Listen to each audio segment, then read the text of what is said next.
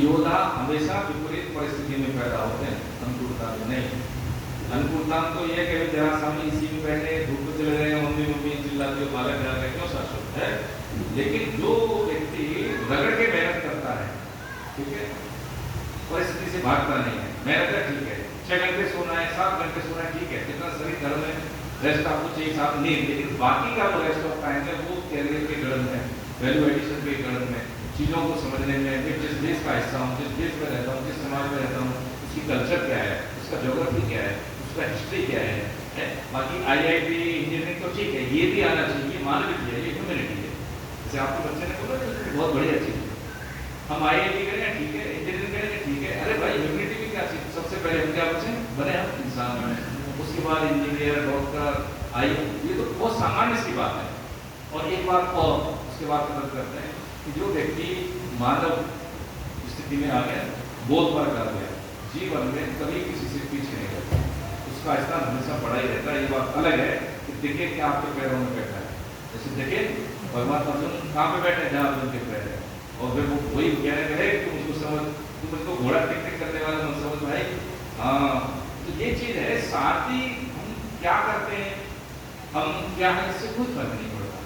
हम कैसे हैं इससे बहुत फर्क पड़ता है, बहुत फर्क पड़ता है। देखिए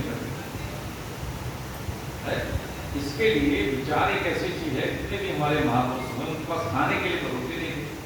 ठीक है, लेकिन केवल और केवल विचार से दिए। सर आप तो जानते हैं डॉक्टर साहब,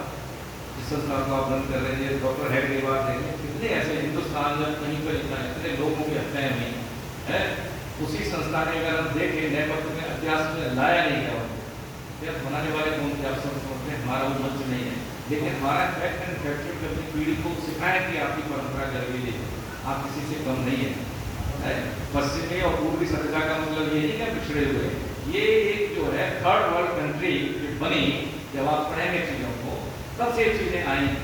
लेकिन चरक, सुश्रुत, आर्यभट्ट है ना, अणुव्रत, जितने भी परमाणु सिद्धांत की बात करें तो अणुव्रत पढ़ लें, 2700 साल पहले कर रहे थे, आप देखें रदरपुर का बाद में आया पत्रिका में,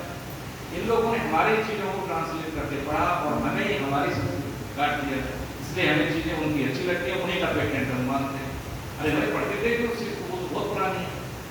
है ना। ये बात सच्ची है कि हमारे पूर्वज चाहे वो संवैधानिक रूप में कुछ लिख के देते हों या ग्रंथों के रूप में, हमारे लिए वही मानते हैं, वही करते हैं। अगर हम उसको जान नहीं पाते अपने बुद्धि के स्तर पे, तो मानते उसको फिर मान, जैसे माँ बाप को मान लेते हैं, मम्मी ने बोल दिया ये पापा है, हाँ तो मान लिया ना, DNA की रिपोर्ट थोड़ी लेंगे, ऐसे ही हम मान लें, तो जब हम मान लेंगे तो बाद में हम जान भी लेंगे, ठीक है। आ जाते हैं, हरे कृष्ण।